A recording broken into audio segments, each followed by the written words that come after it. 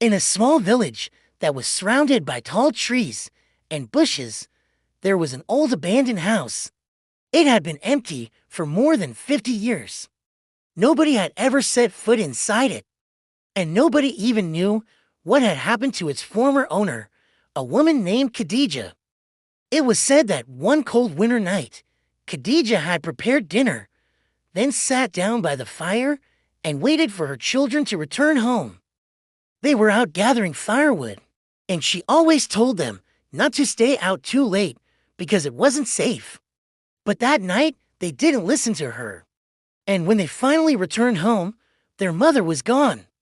Nobody knows what really happened to her. Some people said that she might have left the house to go look for her kids in the forest, and maybe wild animals had eaten her. But that didn't make sense because she would never put herself in danger for her children. Others said that she had disappeared of her own free will.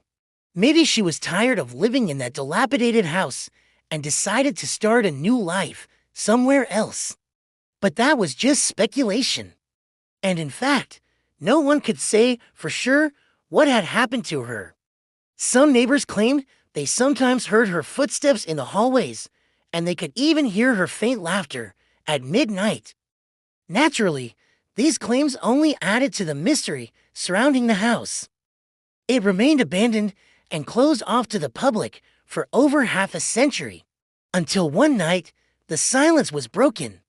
A young girl had entered the house to explore it. Her name was Salma, and she loved listening to stories about ghosts and other creepy things. She was so passionate about such tales that she even started her own YouTube channel. And now she was walking into the abandoned house to try and find out if the rumors about it were true or not. It was a chilly evening, and she had to pull her jacket tightly around her to keep warm. It seemed like the entire area exuded an aura of menace. When she passed through the rusty garden gate, the air grew noticeably colder. Plus, she could feel a dampness in the air that made her nose itch. The closer she got to the entrance, the more uneasy she felt. Yet she pushed on, determined to do what she had set out to do. When she finally reached the door, she noticed that it was slightly ajar. She hesitated for a moment, unsure of what to do next. Finally, taking a deep breath, she opened the door wider and stepped inside. The moment she did, the door creaked ominously as if warning her to leave immediately. As she moved further into the room, the floorboards groaned under her weight. The floor was covered in dirt, and the furniture was buried under piles of debris. Cobwebs hung from the ceiling, making it clear that this place had been abandoned for a long time. The house had a long hallway that seemed to stretch on forever.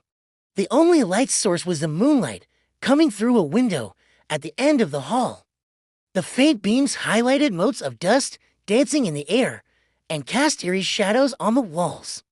As Selma walked through the house, she filmed everything on her camera. It was her way of proving to the world that all the stories people told about the house were just made up. She planned to post her video online, so everyone could see for themselves that there was nothing unusual about the house. All of a sudden, she noticed something strange. As she walked across the wooden floor, it felt like someone was following her. She could feel their presence right behind her, but when she turned around, she saw nothing. This continued until she reached a staircase that led to the second floor. There were several doors on that floor, but she was most intrigued by one that was slightly ajar. She walked towards it slowly, her heart beating faster with each step. She knocked on the door, but there was no response. As she stood there listening intently, it was like the house itself was holding its breath. Just when she was about to give up, she heard a faint sound coming from behind the door. It was a soft whisper, but the words were clear. "I knew you'd come back." She froze, her blood running cold. Who was saying that? And how could anyone be in that room?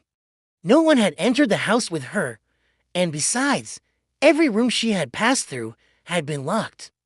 Before she could react, the door swung open, revealing an empty room. Startled, Selma stepped back, knocking over a vase that lay forgotten on a nearby table. The sound echoed through the silent house, amplifying her fear. As she looked around the room, she noticed a wooden chair by the window. It was old and intricately carved, yet it seemed strangely out of place. What had once been a beautiful piece of furniture was now covered in dust and cobwebs. Then she noticed that the chair was moving slightly, as if someone had just gotten up from it. Terror gripped her heart. She understood that whatever presence was in the house was aware of her every move. The whispers seemed to echo in her ears. "I knew you'd come back." She wanted to scream, to run away from that place, but she couldn't. She felt glued to the spot, paralyzed by fear. Just then, the whispering voice spoke again. It seemed to come from everywhere and nowhere at the same time. "Don't be afraid," it said. "I won't hurt you." Despite the reassurance in the voice, fear tightened its grip on her. "Who are you?" She managed to whisper, her voice trembling. There was a moment of silence, and then the voice spoke again. "I've been waiting for you." The words sent chills down her spine. Waiting for her.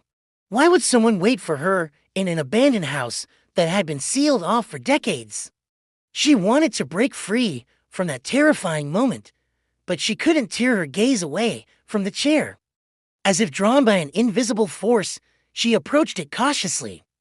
As she neared the chair, the image on her camera screen flickered. For a moment, it showed only static. Then a pale face appeared, a woman with long flowing hair that hid her features. Her eyes were wide and black, staring straight at Selma. It was as if the woman was reaching out to her from the screen. A scream caught in Selma's throat.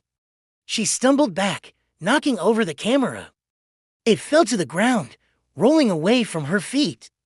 She wanted to pick it up, but her body wouldn't move. She struggled to break free from the paralysis that had gripped her. Her mind screamed at her to run, to escape from that cursed house. But her legs felt heavy like lead. Finally, after what seemed like an eternity, she managed to scramble back to her feet. She didn't dare look back. She didn't want to see that horrifying face again. She ran out of the house, stumbling over roots and stones in her path. She didn't stop until she reached the safety of her own home. Back in her room, she picked up her camera.